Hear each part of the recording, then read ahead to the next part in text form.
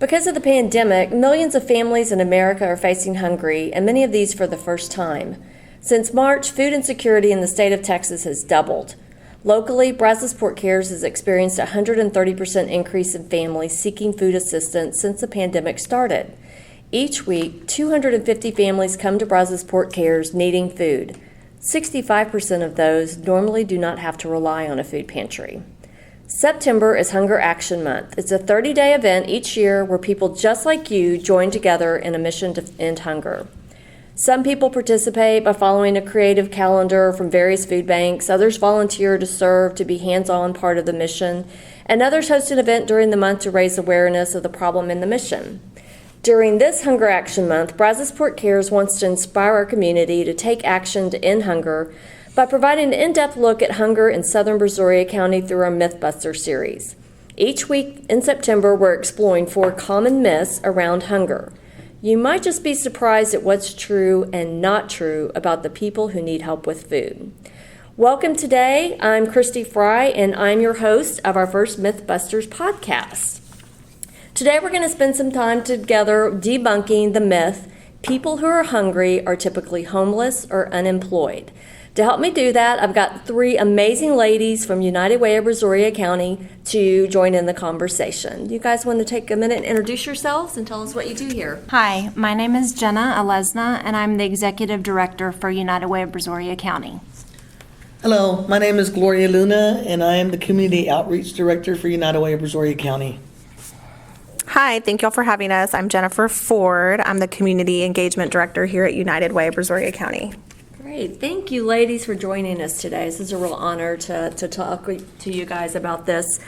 Most people have heard about United Way, but I'm not sure everybody in our community understands the full extent of what United Way of Brazoria County does, how it impacts individuals, how it impacts families. Can you tell our listeners a little bit more about your organization and how you impact our community? This is Jenna. So United Way of Brazoria County has been around since 1959, and we support programs surrounded by our 4 pillars, which we consider the building blocks for a greater quality of life for all. And those are education, income, health, and basic needs.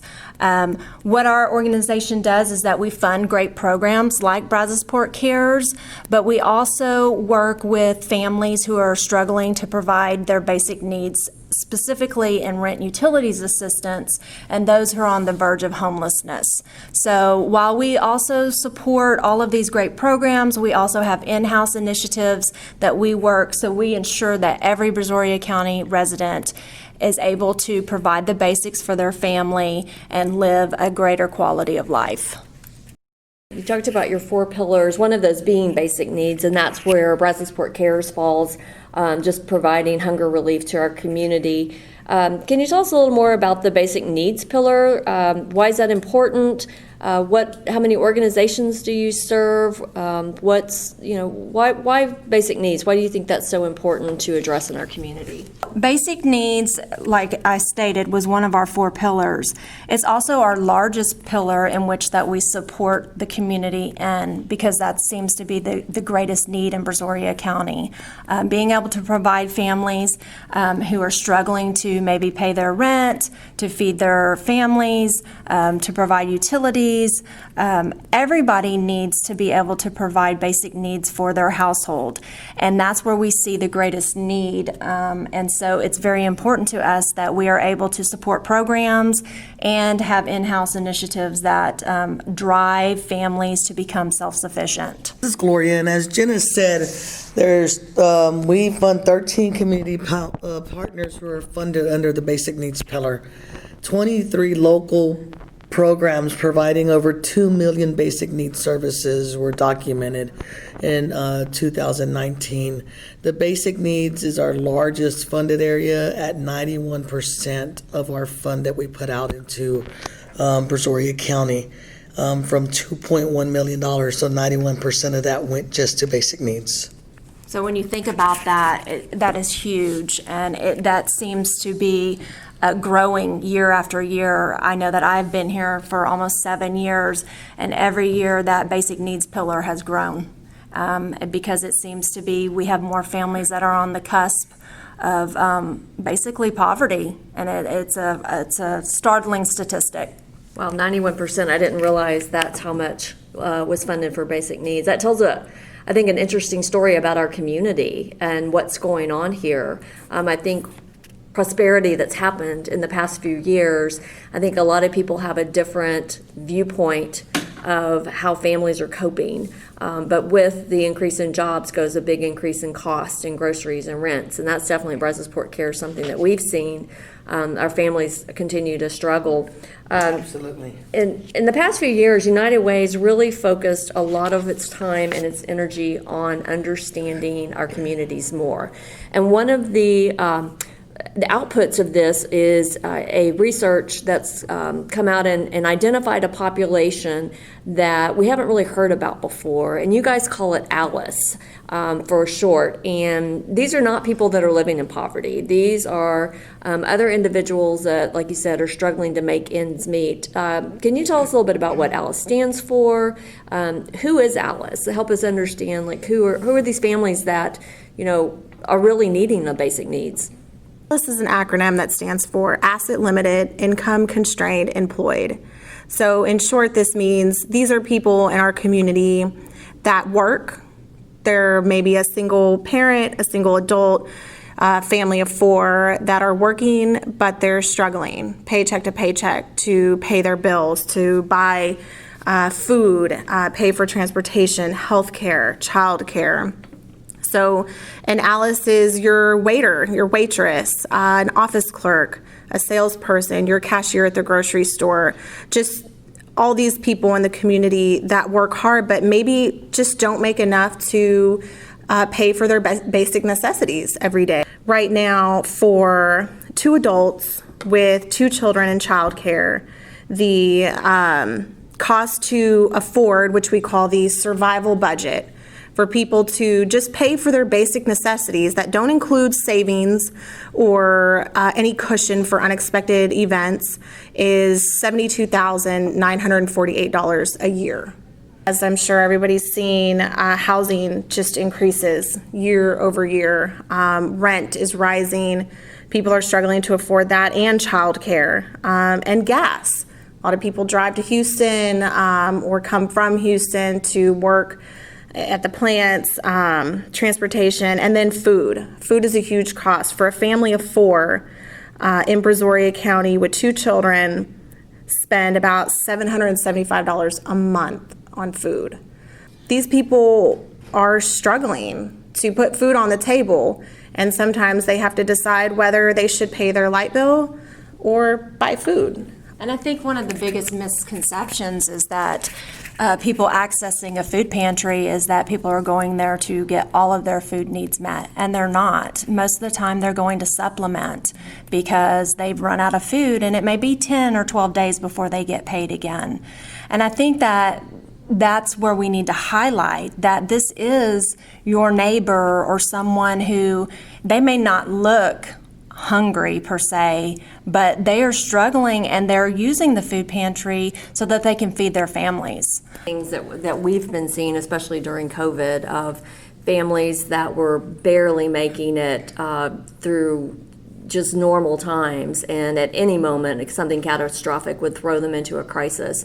And with COVID, all of these families have been thrown into crisis at one time. And the ALICE population is definitely the biggest growing population accessing food pantries, because they can supplement their groceries.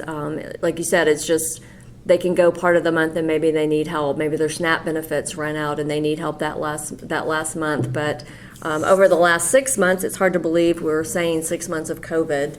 We have seen new families that have never accessed a food pantry before. How has COVID kind of impacted ALICE families specifically?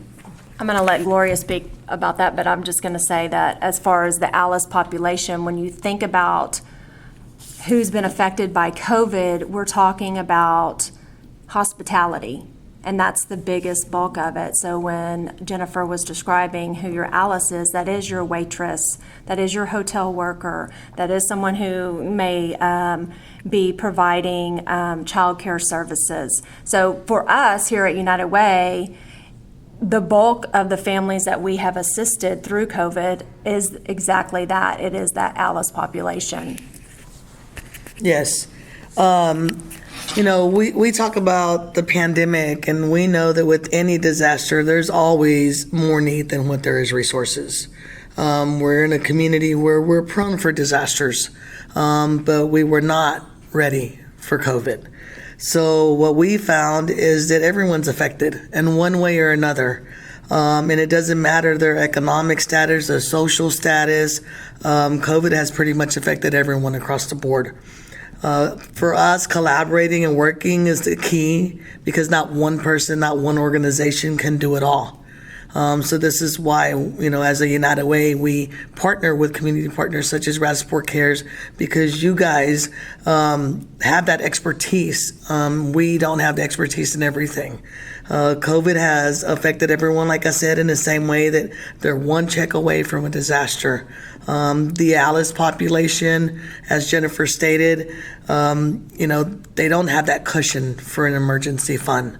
They have one disaster, they have one illness in the family, they have to miss work, and everything spirals from there. Many folks, Christy, as you know, especially the elderly, would rather not run their air conditioner, would rather not do anything else, because they're saving for the little food that they need in their medications or going to the doctor. For us, since 6 months now, is what you said. It's hard to believe. It seems like a lifetime. We have seen over 157 households and assisted with over $237,000. With the not just United Way funds, but other partnership funds. Like I said, it takes everyone to make a difference for our people in our community. No one has not been impacted by this, whether you've been ill, a family member's been ill, you're working remotely, your kids are home from school. I've definitely experienced that one. You've had a loss of job or just reduced hours. A lot of people may have a little bit of work. We're seeing a few people that have gone back to work, but it's part-time, and that's still not going to be enough. And even at 6 months, people that had some savings, those are gone. Right. Yeah, and we're in for the long run. This isn't over by any means. So we're looking forward into the next 6 months and next 6 to 12 month time period. What are we going to do, and how are we going to continue to address the needs of our community? We've learned a lot at Brazosport Cares. We've done some things that we've wanted to do for a long time, like our drive-through at some of our free farmers markets. It's definitely put to the forefront some of the things we knew we needed to do, and it's accelerated those. From United Way standpoint, what are some of I call them opportunities and learning opportunities, challenges? What have you guys learned through the pandemic about our community and your organization, and even personally? I think one of the biggest things for United Way is that it's pushed us to become more efficient in how we serve our clients, kind of like you guys, doing the drive-through. And so you look at your practices and you tweak those and see how you can serve your community in a better way. We've gone to mostly everything online, which we did not do that before, because we always felt like that face-to-face interaction with the client was important. But, you have to adapt, and that's been huge for us. And one of the things that we have learned, too, like Gloria stated before, is that nobody is immune to this crisis. I mean, it's like we've all been forced or pushed into this. And so as United Way, we have to figure out how are we going to serve the community too as well the next 6 months to the next year, because it not only affects the community as a whole, but it affects all the organizations that provide those services. You think about resources available. You want to make sure that you're still able to bring in resources to assist the community. So it's definitely been lessons learned. But I will tell you that just like with every organization that we partner with, we're resilient, and we will figure it out, and we will be here to serve today and 6 months from now and a year from now. So not only that, I think that as all of us are used to working in this environment for a long time, but it also makes us appreciate what we have, who we are, and who we work with. Because as we said, this pandemic, no one's immune to it. Everyone's been affected. We all been affected in one way or another, but just to know that there's organizations out there helping people survive one more day and all of us working together. We take for granted those little small things that people are losing out on a day-to-day basis. Just the simple fact that we're still able to go to work and function, even though the world is crazy out there, and we may be really tired from working all the long hours that we're working, but at least we have a job to go to.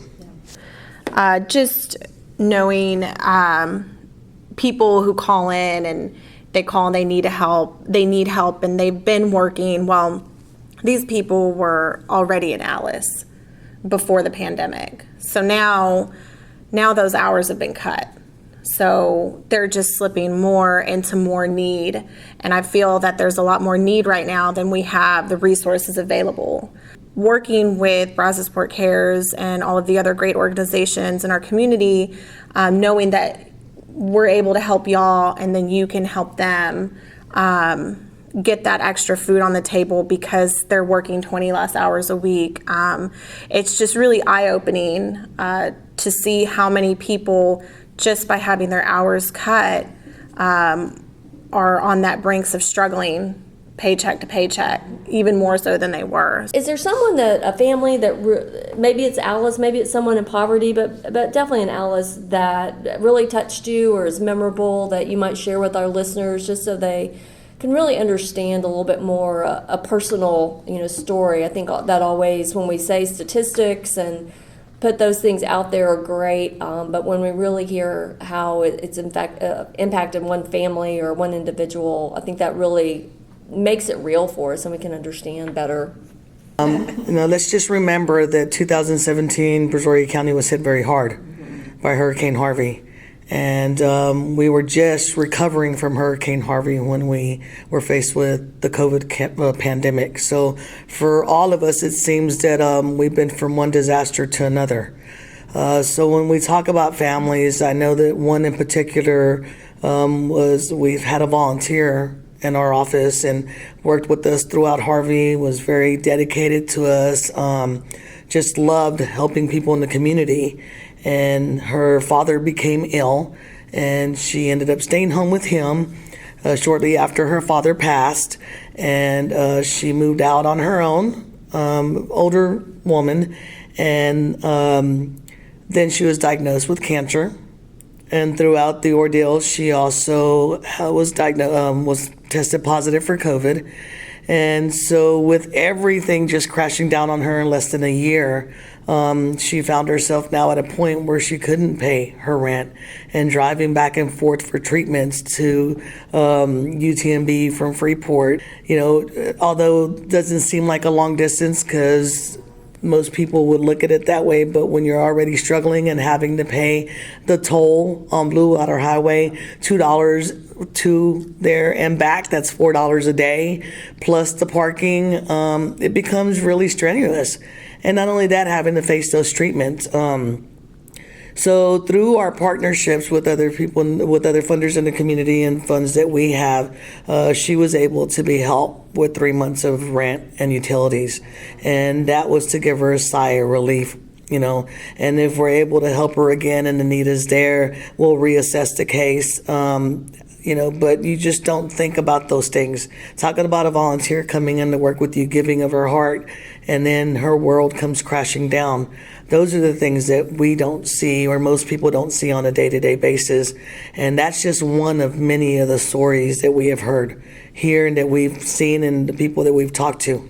Right. Yeah, we have definitely so many people just on an ongoing basis, but definitely now who have said, I'm the one that donates to you. I'm the one that helps, and now I need your help. And that's when I'm like, that's what you do. You give, and then because there may be a time that you absolutely need help. Right. And so we're really thankful for our community that they have responded and come out to help. What would you like people to know about United Way of Brazoria County? Is there anything else that you feel the community should know about your organization or about you guys personally?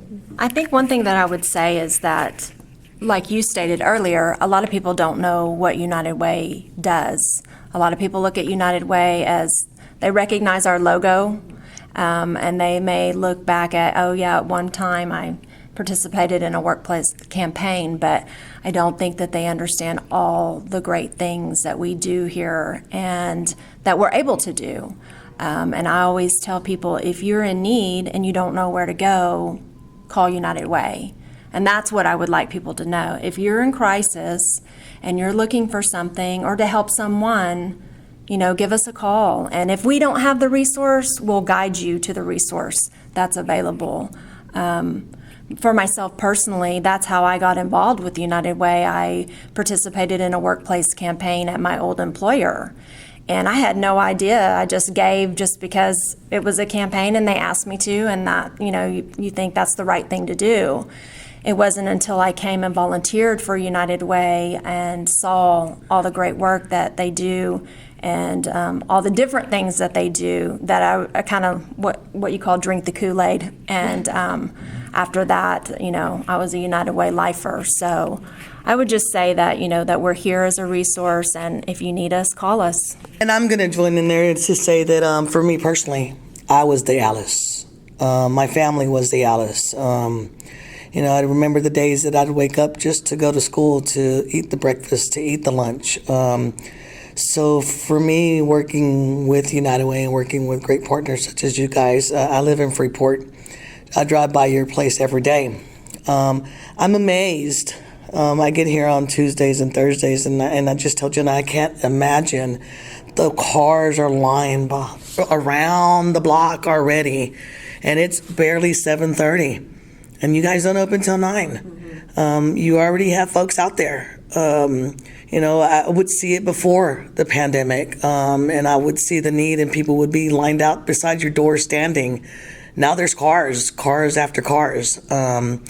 But I think for me, working with United Way, and I've been here since 2001, so I'm one of the old timers here, just to the collaborations and bringing people together. And I've told you, Christy, before, the growth that your organization has done has been leaps and bounds. And, you don't only think about, let me give you a bag of groceries and let's just call it a day. You really dig in to look at the needs, and you dig in at the person and try to help that person personally move forward. And that, to me, is how we live united.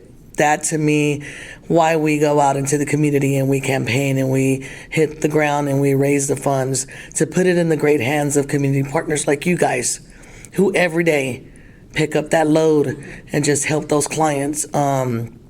If no one has driven by in Freeport on Tuesdays and Thursday mornings, or even our other community food pantries, to see the lines that are out there, it's amazing. It's just amazing. I'm blessed every day that I come here. Because I was at Alice, I feel like I get back every day something that was given to me. Absolutely. And I think the selfish part in us, it makes you feel good. That you work for an organization where you're giving back and helping someone who, may need it. And we don't call it a handout, we call it a help up, and we'll continue to do that. And what's been so great about Brazosport Cares and the other organizations is that y'all have stepped up to the call, and you are supporting the community and making sure that our residents are served and given the things and helped in the way that they need to be. So we thank you for that. Right, thank you. I will say we have been a United Way partner for the past few years.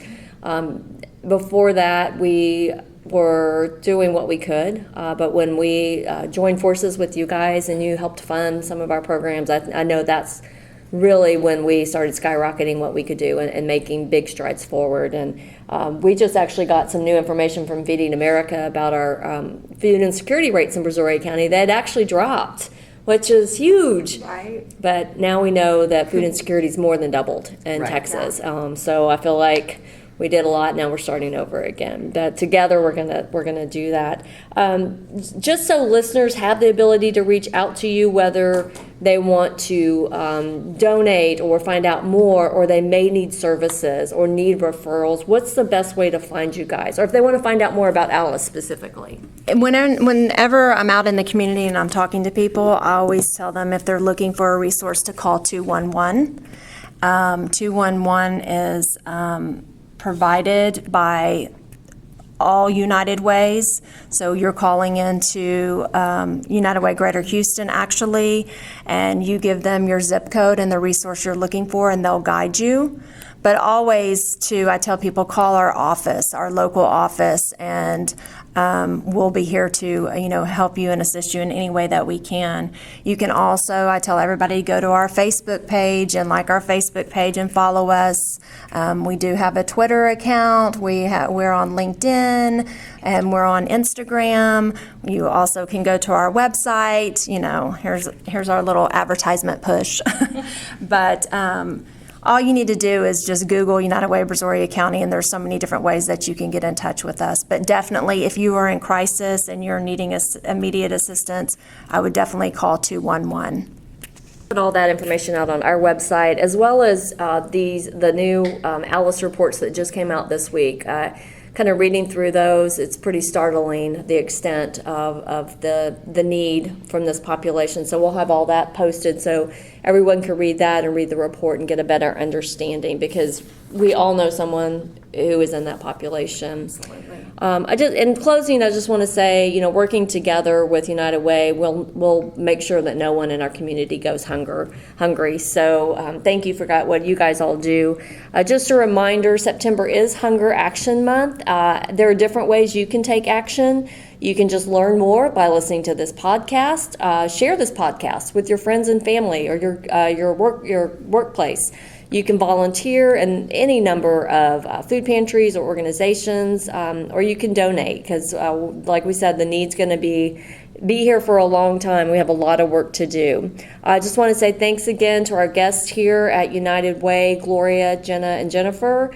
I found this conversation enriching. I've learned a lot about ALICE in the last year, and I can't wait to dig in a little bit more with the new report and find out what has changed and work together to find out how we can meet this population's needs as well as everyone's.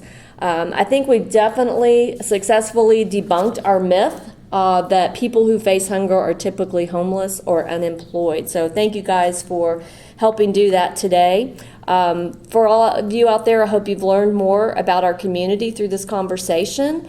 You can continue to follow our Mythbusters series through Brazosport Cares Facebook page, our Instagram page, and through our website. So thanks, everyone. Be sure to join us next week as we debunk another hunger myth. Thanks for joining us. Thank you. Thank you. Thank you.